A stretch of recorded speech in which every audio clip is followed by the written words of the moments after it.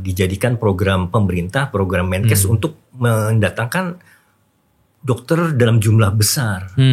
Itu saya juga nggak paham kok bisa. Iya. Padahal di luar negeri pun mereka saya rasa kekurangan dokter.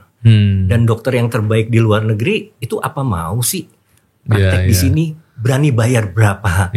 Begitu. Betul. Dan kalau nggak salah saya pernah dengar Pak, di rumah sakit di Indonesia entah di mana, Bali atau di mana, itu ada dokter luar negeri yang praktek dari Australia. Tapi ternyata di Australia dia di-ban. Jadi ada masalah etika mungkin atau pengobatannya itu tidak sesuai dengan aturan di sana. Jadi negara kita itu menjadi ladang market potensial buat mereka. Tampaknya sih seperti itu. Jadi ibaratnya belum tentu dokter asing yang datang ke Indonesia itu kualitasnya bagus Pak. Akan terjajah Pak. Secara itu tadi di bidang kesehatan ya. Ekonomi di bidang. Terjajah itu gimana Mas itu Dok? Terjajah jadi apa-apa tergantung sama luar Pak. Betul juga gitu. Nanti kita mau produksi obat sendiri ya, misalnya antibodi monoklonal dan lain sebagainya, kita nggak punya datanya, harus beli keluar begitu. Data kita sendiri kita cari keluar ya.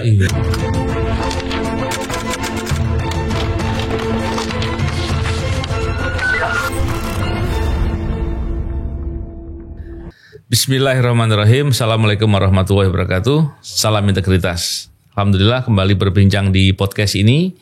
Kali ini kita kembali membincangkan terkait dengan masalah kesehatan. Kesehatan ini tentunya ada kaitan dengan kebijakan pemerintah yang dengan adanya undang-undang kesehatan yang baru, dan ada beberapa hal yang lain terkait dengan masalah dokter dan lain-lain. Untuk membahas itu kali ini berkesempatan hadir tamu kita yaitu Dr. Gregory Budiman. Dokter, apa kabar? Terima kasih hadir Dok. Baik Pak, terima kasih juga sudah diundang. Bicara terkait dengan masalah kesehatan ini kan masalah yang penting sekali ya Dok, karena itu kan kebutuhan dasar.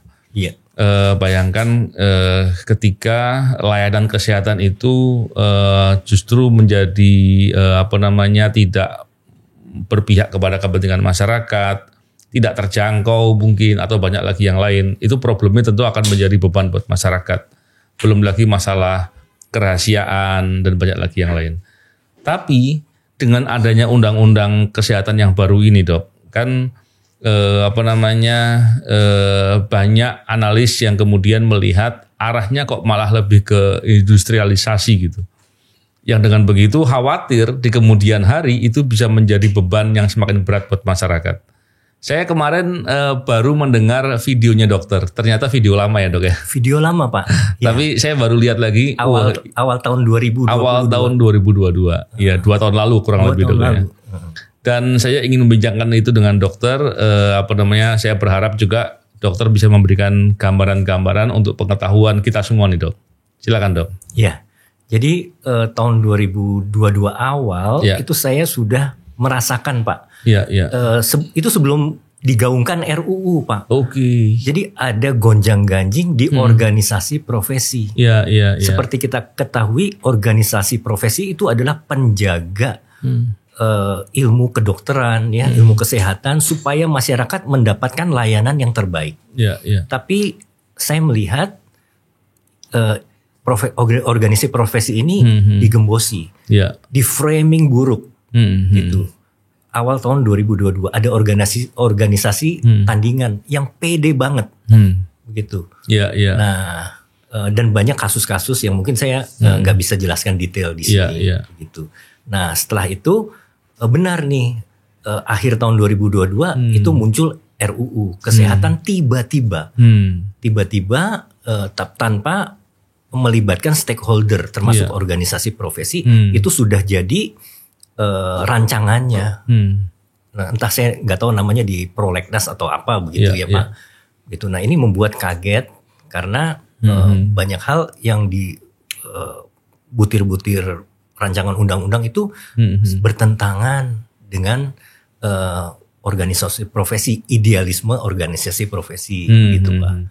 Dok, yang banyak dibahas diantaranya kan masalah organisasi profesi kan terkait dengan masalah seolah-olah organisasi profesi itu sangat eksklusif gitu ya. Terus kemudian dalam tanda kutip ada koruptifnya gitu-gitu. Saya juga sempat mendengar dok, dan kemudian ada banyak rekan dokter yang bisa memberikan penjelasan soal itu. Dan saya paham betul bahwa organisasi profesi ID ini luar biasa untuk menjaga profesi kedokteran di Indonesia. Tapi tentunya untuk bisa mengingatkan kembali, dokter bisa jelaskan nggak nih untuk menjelaskan beberapa isu-isu tadi itu? Iya. Begini, jadi pertama saya mau kasih tahu Pak, saya bukan pengurus ID. Oke. Jadi saya tidak aktif di ID juga, saya hanya anggota biasa. Namun saya melihat organisasi profesi ini sangat penting, sangat berperan sebagai body of knowledge yang menjaga etika dan keilmuan para dokter. Jadi kalau sampai dokter melakukan treatment-treatment yang aneh, yang merugikan masyarakat, itu bisa ditegur oleh ID. Pertama melalui MKEK, kemudian bisa kalau misalnya itu pelanggaran yang berat, ada sanksi disiplin melalui MKDKI. Ya, MK itu Mahkamah Majelis Kehormatan ya. Etik Kedokteran. Iya, Oke. Gitu. Iya. Jadi saya melihat peran ID itu sangat penting. Dan sebelum digolkannya RUU, ini digembosi dulu Pak. Iya. ID-nya. Begitu. Jadi sebenarnya organisasi profesi itu harus independen. Harus independen, bebas dari tekanan politik dan lain sebagainya. Gitu. Dan di bawah ID itu ada kolegium-kolegium, perhimpunan para ahli. Gitu. Yang tugasnya? Yang tugasnya itu tadi memberikan keilmuan, menjaga etika kedokteran, masing-masing profesi atau spesialisasi. Termasuk izin praktek itu dari ID juga ya? Termasuk izin praktek itu bukan dari ID Pak. Bukan dari ID. Gimana ceritanya? ID hanya memberikan rekomendasi. Jadi ID itu bukan super body, bukan powerful banget, tidak. Izin praktek itu ID hanya memberikan rekomendasi bahwa dokter ini baik.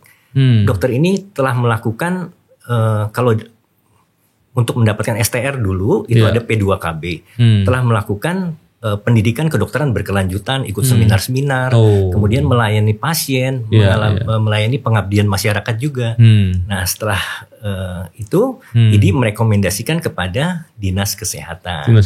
Jadi nanti Dinas Kesehatan yang memberikan izin nih, mengecek fasilitas alat-alat di tempat klinik atau rumah sakit.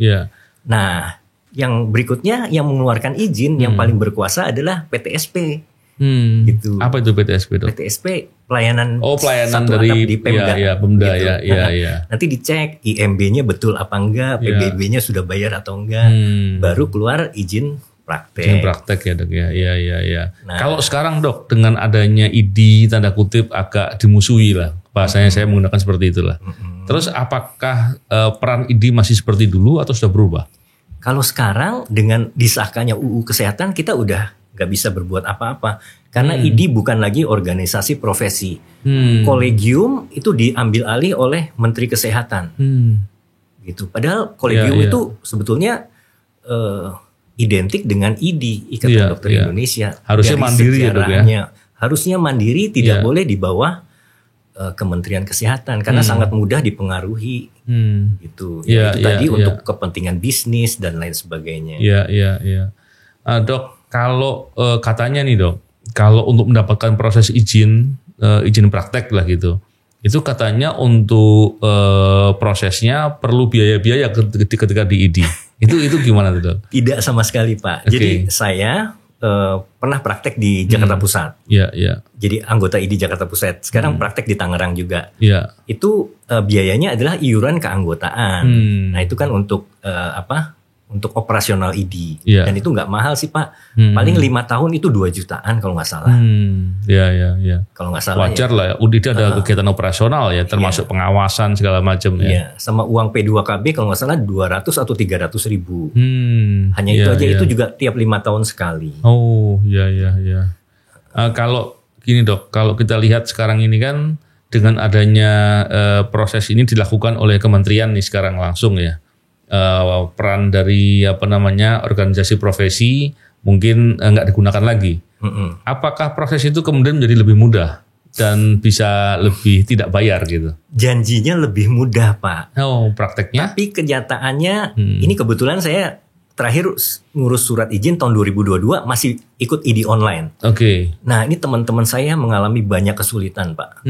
Jadi mereka harus punya 4 akun dari Kemenkes. Macam-macam pelataran sehat, Satu Sehat, LMS, SISDMK dan lain sebagainya. Itu kan ada username, passwordnya begitu.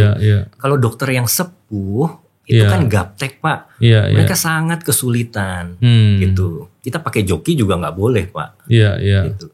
Dan untuk dapat SKP-nya yang dulu katanya gratis, kenyataannya tidak. Jadi mereka dari Kemenkesnya mungkin gratis, menyerahkan kepada panitia atau penyelenggara-penyelenggara yang merupakan organisasi-organisasi yang sudah diakui begitu sama Kemenkes. Nah, kita yang mau ikut ya bayar ke panitia itu. Yang baik yang offline maupun yang online, yang webinar itu pasti ada biayanya Pak. Karena mereka menyelenggarakan itu kan ada staffnya, kemudian butuh biaya operasional juga. Jadi nggak berubah ya soal pembiayaan. Mungkin barangkali di ID malah lebih lebih simpel dan pembiayaannya juga digunakan untuk pengawasan, mendorong untuk biar dokter-dokter itu update dalam mengikuti seminar-seminar ya malah dok ya. Ya, terus gini dok, kalau kita lihat tentang beberapa perbincangan bahwa dokter asing dok, bahkan kalau nggak salah itu dekan Fakultas Kedokteran ya dari UNER apa dok ya, itu ketika Pak Budi Satoso kalau nggak salah ya, ketika beliau menyampaikan terkait dengan penolakannya itu malah dicopot itu. Saya kaget juga kok sewenang-wenang seperti itu ya. Memang gimana sih dok soal dokter asing dok? Karena kan orang awam berpandangan dokter asing masuk kan bagus, menambah itu pengetahuan baru barangkali atau hal-hal yang kemudian lebih baik. Kalau dokter pandangannya seperti apa? Dokter asing itu memang boleh kita gunakan. Jadi untuk transfer knowledge Pak. Nah itu yang mengundang pihak penyelenggara spesialisasi. Oh betul juga. Gitu. Nah ini kalau nggak salah yang di Medan itu juga sebetulnya yang mengundang para guru besar untuk transfer knowledge. Nah tapi saya nggak tahu ini dijadikan program pemerintah, program Menkes untuk mendatangkan dokter dalam jumlah besar. Itu saya juga nggak paham kok bisa. Padahal di luar negeri pun mereka saya rasa kekurangan dokter. Dan dokter yang terbaik di luar negeri itu apa mau sih praktek di sini, berani bayar berapa begitu. Betul. Dan kalau nggak salah saya pernah dengar Pak di rumah sakit di Indonesia entah di mana, Bali atau di mana itu ada dokter luar negeri yang praktek dari Australia. Tapi ternyata di Australia dia di-ban. Jadi ada masalah etika mungkin atau pengobatannya itu tidak sesuai dengan aturan di sana. Jadi negara kita itu menjadi ladang market potensial buat mereka. Tampaknya sih seperti itu. Jadi ibaratnya belum tentu dokter asing yang datang ke Indonesia itu kualitasnya bagus Pak. Iya betul juga ya dok ya. Dok, beberapa pemberitaan nih yang saya ikuti, alasan diperlukan dokter asing gitu katanya karena kita kekurangan jumlah dokter. Terus dari fakultas-fakultas kedokteran yang ada, jumlah lulusannya mungkin masih belum mencukupi untuk memenuhi kebutuhan dokter terutama spesialis ya dok ya. Dan kemudian alasannya lagi disampaikan di daerah-daerah yang mungkin daerah terluar, daerah terpencil gitu ya dok ya. Itu mungkin jumlah dokternya sangat kurang. Tapi logika saya dokter bilang tadi betul juga ya. Kalau dokter asing masuk, masa iya mau ditempatkan di tempat-tempat seperti itu? Mau dibayar berapa gitu ya? Iya, betul. Dan problemnya kan banyak dokter yang ditempatkan di daerah pedalaman tidak mendapatkan insentif lebih. Karena ada harga kemahalan di sana, ada banyak penyesuaian-penyesuaian di sana, transportasi gitu ya dok ya. Tapi dokter bisa memberikan gambaran nggak soal itu? Seperti apa? Betul Pak. Jadi kalaupun ada banyak dokter asing yang mau praktek di Indonesia, apalagi di daerah terpencil, kita nggak tahu kualitasnya. Kalaupun mereka dibayar mahal, pasti kan dibayar lebih besar dari dokter Indonesia. Itu tentunya tidak adil Pak. Karena di Indonesia sendiri tuh sebetulnya banyak dokter yang nganggur Pak dalam tanda kutip. gitu. Apalagi dokter umum. Kita masih banyak membutuhkan dokter umum untuk melayani layanan primer, Pak. Karena ujung tombak kita sebenarnya layanan kesehatan adalah layanan primer, bukan layanan spesialistik. Gitu. Tapi mereka kan insentifnya sedikit, kurang kalau ke daerah. Prospeknya juga kurang bagus. Nah, kalau uang itu digunakan untuk insentif dokter umum ini untuk melayani di daerah, tentunya lebih bagus. Iya, betul juga gitu. Ya. Banyak dokter umum yang nggak jadi dokter, Pak. Jualan kosmetik, jualan produk suplemen. Iya. Lebih banyak mungkin. Lebih banyak uangnya di situ, Dok ya. Iya. Dan memang tentunya prihatin ya, Dok ya. Saya juga paham betul ketika ada beberapa dokter yang sebetulnya dalam tanda kutip penghasilannya lah gitu, Dok ya. Itu kemudian justru malah sangat terbatas sekali gitu, Dok. Apalagi tugasnya juga tentunya nggak mudah, Dok ya. Dan tentu menghadapi situasi sulit, contohnya ketika COVID dan lain-lain. Dan masalahnya memang sekompleks itu lah, Dok. Dan saya heran juga nih, Dok. Belakangan ini Kementerian Kesehatan ini membeli alat banyak sekali. Katanya di drop ke daerah-daerah. Harapannya alat-alat kedokteran itu yang canggih-canggih bisa digunakan untuk mendeteksi ataupun mendiagnosa maupun mengobati ya, Dok ya, dalam masalah kesehatan. Tapi sebetulnya kalau kita lihat lebih luas lagi kan, Dok, masalah kesehatan ini kan nggak semata-mata kuratif ya, Dok ya. Betul. Tapi juga ada harusnya preventif, masalah lingkungan, yang itu faktornya lebih besar untuk menjaga kesehatan masyarakat. Dokter bisa memberikan gambaran nggak soal tadi yang terakhir saya katakan itu dulu? Ya, Pak. Jadi saya merasa banyak proyek-proyek industri kesehatan yang terlalu dipaksakan, gitu ya. Jadi misalkan di daerah-daerah itu dikirim alat yang canggih-canggih, bahkan mungkin misalnya robot untuk operasi ortopedi begitu ya. Tapi operatornya ada atau tidak? Iya, betul gitu juga. Ya. Kemudian pasiennya ada atau enggak juga. Karena ada kasus yang memang itu jarang. Kalau kasus yang jarang tentunya misalnya 1 tahun hanya ada 1 kasus, mesinnya banyak nganggur. Mungkin kalau dia pakai bahan-bahannya expired gitu. Betul. Jadi banyak mubazirnya. Itu juga harus diperhitungkan gitu. Iya. Kira-kira seperti itu. Dan sih, Pak. Memang ini, Dok ya, kalau terkait dengan alat-alat yang canggih-canggih tadi, pastinya mahal ya, Dok ya. Mahal. Kalau ternyata itu pinjaman luar negeri atau pinjaman dengan kredit atau kredit ekspor, itu kan tentunya kan akan didorong untuk menggunakan dan ada biaya yang akan diperoleh untuk biaya pengembaliannya itu, Dok. Iya, betul, Pak. Yang begitu kan malah membebani kan, Dok ya. Membebani. Dan khawatirnya juga gini, Dok. Ini dari saya yang awam, dan tolong diluruskan kalau ada yang salah, Dok. Contohnya kalau kemudian alat itu diletakkan di sana untuk digunakan dan ternyata penggunaannya ada efek samping gitu, Dok. Itu kan bisa menjadi persoalan juga kalau seharusnya nggak terlalu perlu gitu kan. Betul, Pak. Tapi kemudian didorong untuk segera digunakan agar ada biaya pengembalian. Iya.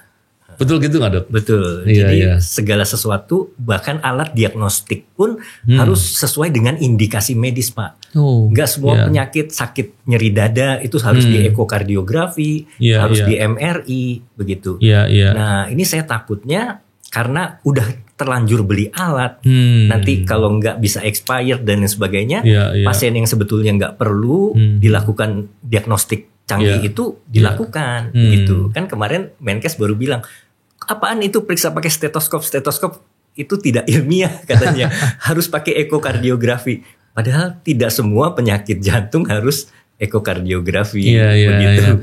Setahu saya dari zaman dulu dokter pakai stetoskop kan. Di luar negeri pun begitu kan, Dok. Itu wajib, Pak. Iya. Dok, kalau tadi yang saya katakan soal tadi, Dok, ada beberapa tahapan untuk mengupayakan kesehatan masyarakat, mulai dari lingkungan, pencegahan dan kuratif. Mungkin ada lagi yang lain. Dokter bisa memberikan penjelasan yang lebih lengkap, Dok. Seperti apa, Dok? Jadi itu tadi, Pak, seperti saya katakan bahwa yang terpenting nih dengan biaya yang efektif dan murah itu kita harus layanan preventif dan promotif itu harus kita promotif satu lagi ya. Preventif dan promotif itu harus kita gencarkan. Supaya apa? Supaya angka misalnya kelainan jantung bawaannya menurun, begitu. Cacat janin menurun, stunting menurun, begitu. Kuratifnya nanti belakangan Pak. Jadi kalau operasi jantung segala itu kuratif. Itu butuh biaya yang mahal. Alat-alat juga semuanya itu yang mahal-mahal tadi kuratif semua itu dok ya? Kuratif kebanyakan. Jadi, kalau kebijakan belakangan ini dok, yang sektor terkait dengan preventif dan promotif tadi yang dokter katakan, apa yang hal baru dilakukan di Kementerian Kesehatan? Hal baru dok ya, tentunya ada beberapa yang sudah berjalan kan dok, yang dari dulu. Atau barangkali yang dulu sudah berjalan tapi dihilangkan. Apakah ada seperti itu juga dok? Masih sama Pak. Masih sama. Jadi indikator stunting, indikator kesehatan yang lainnya itu masih stagnan Pak. Saya lihat seperti itu. Gitu ya. Hal barunya belum ada dok? Hal baru yang telah dilakukan terobosan oleh kementerian yang baru, menteri yang baru ini? Preventif promotif saya rasa sih masih sama ya. Kecuali kita barusan dengar makan siang gratis. Belum dok ya. Belum. Tapi makan siang gratis pun itu untuk anak SD sudah tidak bisa mencegah stunting. Hanya untuk memperbaiki gizi buruk saja Pak. Gitu. Kalau mencegah stunting dari antenatal care ya, jadi ibu hamil sampai usia 2 tahun lah. 2 tahun kan belum sekolah. Iya dok. Benar-benar. Nah dok, kalau melihat kondisi seperti sekarang ini dok, dengan adanya undang-undang kesehatan yang baru, terus wacana undang-undang dokter dari luar negeri atau dokter asing lah, itu seperti diberi jalan untuk masuk ke Indonesia. Terus lagi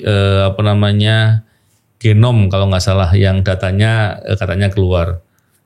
Soal genom dulu nih dok, sebelum saya ngomongin tadi, itu gimana sih dok? Yang terjadi itu sebetulnya seperti apa? Ya, jadi kelihatannya ya Pak, dari luar negeri itu mungkin ya ada beberapa dokter kita yang belajar juga kan keluar. Nah begitu mereka pulang, banyak mereka yang mengambil data juga Pak, genome sequencing, dan itu belum bisa datanya itu karena byte-nya itu besar sekali memorinya, satu manusia, dan katanya masih belum bisa disimpan di server di sini. Jadi menyimpannya di server di luar negeri. Keamanannya gimana tuh? Itu risiko Pak. Jadi risikonya seperti itu. Jadi satu orang data genome sequencingnya itu bisa banyak dok, datanya besar. Terabyte. Ya? Berapa terabyte dok ya? Itu memuat apa aja dok? Ya DNA sequencing dan lain sebagainya. Itu banyak sekali. Satu orang 1 tera lebih dok ya? Iya. Detail sekali dok itu dok ya. Jadi ada teman saya yang kebetulan ya belajar di luar juga, kemudian kerja di sini dia mengambil data juga. Itu katanya datanya itu ya mau nggak mau harus disimpan di server di luar negeri. Di luar ya. Gitu. Karena emang gede sekali dok ya. Iya. Dan dari data genome sequencing itu apa sih yang bisa didapatkan keuntungan orang yang mendapatkan data itu dok? Banyak Pak. Apa kira-kira dok? Jadi penyakit, ya, kelainan genetik, dan itu juga bisa dikonvert ke obat apa yang bisa kita jual, market kita di Indonesia itu apa. Gitu. Kebaca semua itu dok ya? Kebaca semua. Iya. Memang luar biasa itu dok ya. Tadi dok yang saya jelaskan, yang saya sampaikan soal menghadapi situasi seperti sekarang ini dok, dengan tadi yang saya katakan bahwa dokter asing masuk, terus industrialisasi lah kesehatan yang dalam undang-undang kesehatan yang baru ini. Dampak atau resikonya apa nanti ke depan ini dok? Ya kita akan terjajah Pak, secara itu tadi di bidang kesehatan ya, ekonomi di bidang. Terjajah itu gimana mas itu dok? Terjajah, jadi apa-apa tergantung sama luar Pak. Betul juga gitu. Ya. Nanti kita mau produksi obat sendiri, ya misalnya antibodi monoklonal dan lain sebagainya, kita nggak punya datanya, harus beli keluar begitu. Data kita sendiri kita cari keluar. Iya juga. Mungkin seperti itu ya. Iya, sedangkan kita nggak punya tim riset khusus yang mengolah itu semua ya dok ya. Iya. Apalagi selain itu dok? Ya itu juga ya. Jadi mereka sudah tahu target market orang Indonesia, lalu mereka produksi dan jual di kita lah. Gitu.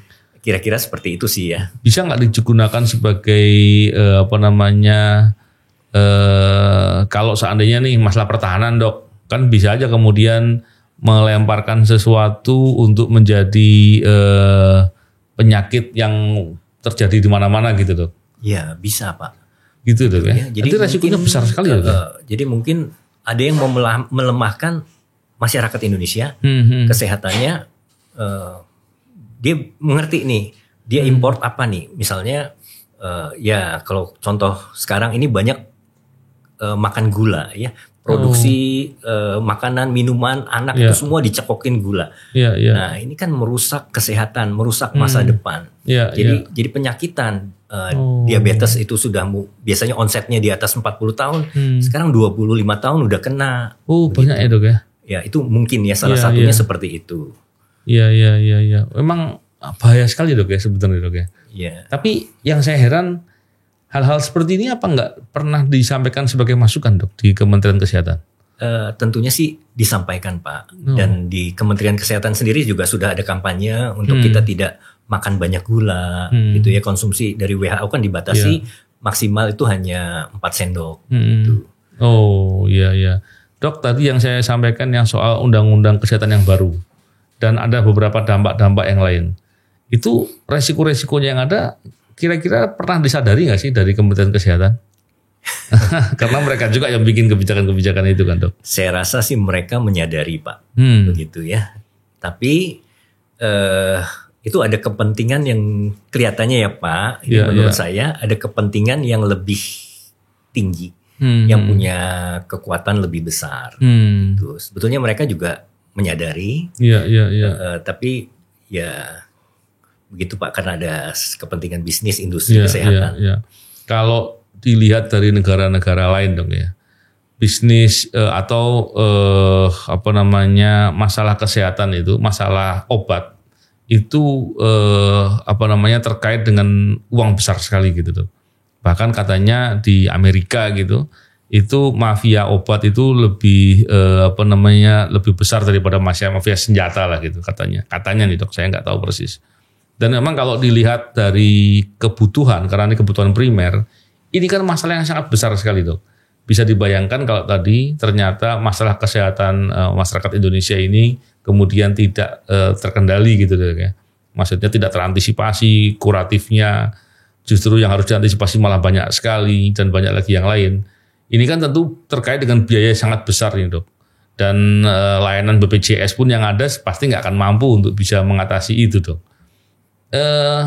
Ini kan sebetulnya masalahnya besar sekali dok. Dan kalau kemudian fokusnya hanya semata-mata kuratif, ini kan pandangan saya hanya menyelesaikan masalah di depan mata saja dok.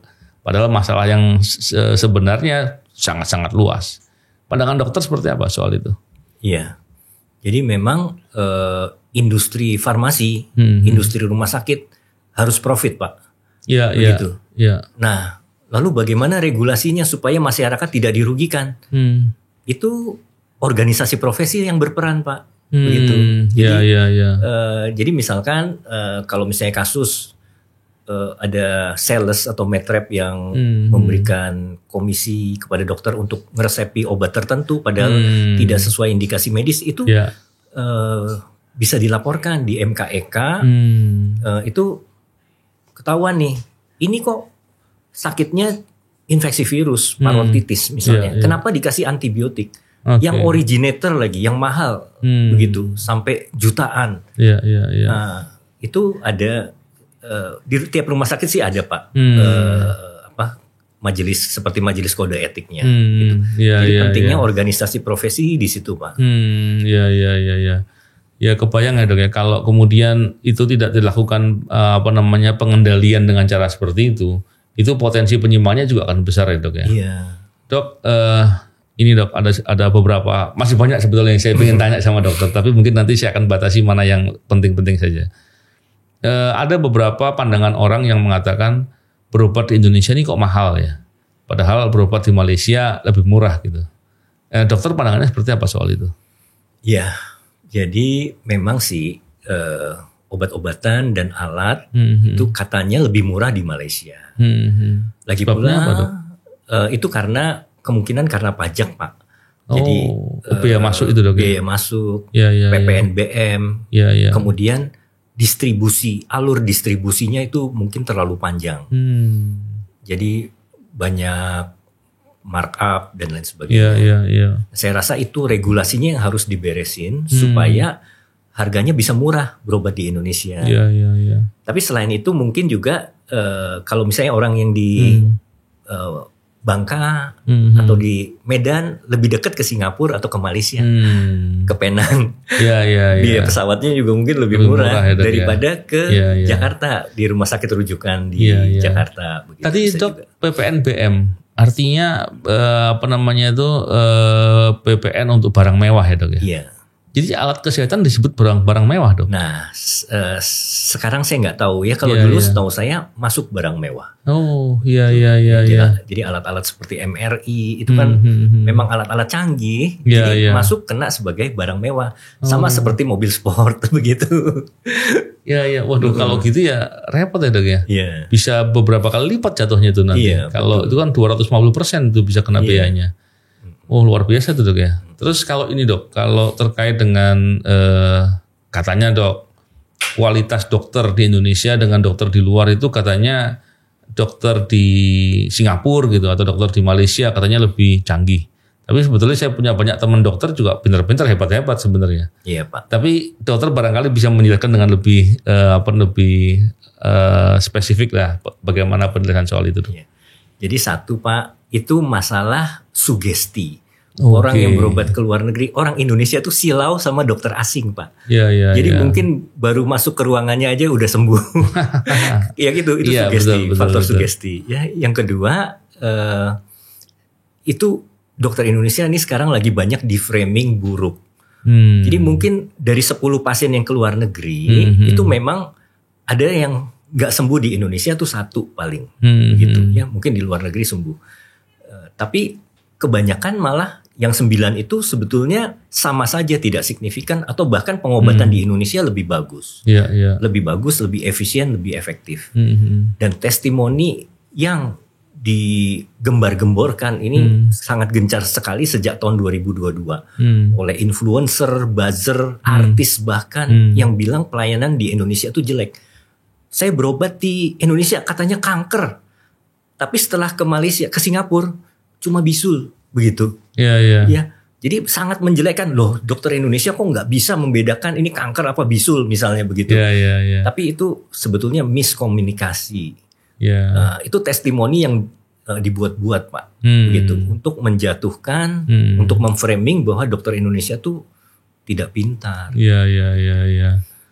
Terus gini Dok, seingat saya nih Dok ya, waktu undang-undang kesehatan yang baru ini mau disahkan, salah satu yang disampaikan oleh Menteri Kesehatan yang sekarang ini bahwa dengan undang-undang yang baru nanti itu pendidikan dokter itu lebih mudah, terus diperbanyak katanya begitu. Emang seperti apa sih Dok? Apakah bisa seperti itu? Problemnya di mana? Ataukah memang selama ini organisasi profesi betul-betul membatasi sehingga sulit untuk membuat pendidikan kedokteran? Seperti apa Dok penjelasannya Dok? Jadi memproduksi banyak dokter itu bagus Pak. Organisasi profesi hanya menjaga agar itu bukan organisasi profesi sih sebetulnya Pak. Jadi ada AIPKI kalau nggak salah, itu organisasi khusus untuk pendidikan kedokteran. Kemudian juga ada kolegium juga, itu yang menyusun kurikulum. Ada kurikulum KIPDI. Nah itu aturannya sudah dibuat Pak. Misalkan kalau S1 kedokteran yang mengajar minimal harus S2. Gitu ya, sesuai dengan jurusannya. Kalau parasitologi ya harus diajar oleh S2 parasitologi. Gak boleh diajar oleh farmakologi begitu ya. Nah itu kesulitannya di situ. Gitu. Sehingga memang sih impian kita menciptakan banyak fakultas kedokteran, mencetak banyak dokter. Tapi prakteknya nantinya bagaimana kualitasnya. Karena saya lihat kalau terlalu dipaksakan membuka, apalagi membuka sampai 300 FK, tenaga pengajarnya itu tidak ada Pak. Maaf, kebanyakan jadinya mereka hanya formalitas buka fakultas kedokteran. pinjam ijazah untuk jadi dosen. Tapi tidak ngajar beneran di situ ya? Nggak ngajar beneran. Misalnya seperti itu. Takutnya seperti itu. Gitu. Jadi kualitas dokter yang dihasilkan itu nggak bagus Pak nanti. Itu malah lebih bahaya lagi lebih bahaya, merugikan masyarakat. Betul. Nanti yang diajarin malah ilmu yang pseudoscience dan lain sebagainya begitu. Iya. Malah nanti bikin masalah baru setelah itu dok ya. Masalah baru Pak, betul. Ya menarik nih dok. Tentunya kita berharap semoga ada pembenahan ya dok ya. Karena kalau sekedar melihat persoalan kesehatan ini dalam konteks jangka pendek, tentu masalah ini nggak menyelesaikan persoalan. Tapi saya khawatir justru malah persoalan barunya jauh lebih besar gitu dok. Dan tentunya tahapan untuk menjaga kesehatan masyarakat betul-betul harus dilakukan dok ya. Tidak fokus kepada kuratif saja ya. Semoga ini dok ke depan ada kesadaran lah dok, ada keinsafan sehingga kalaupun ada merasa salah ya perlu ada perbaikan. Terima kasih dok, tentunya ini hal yang sangat mencerahkan dok. Semoga kita bisa benar-benar mendorong agar pemerintah bisa bertindak dengan lebih tepat dan tidak justru malah mendukung industrialisasi di bidang kesehatan.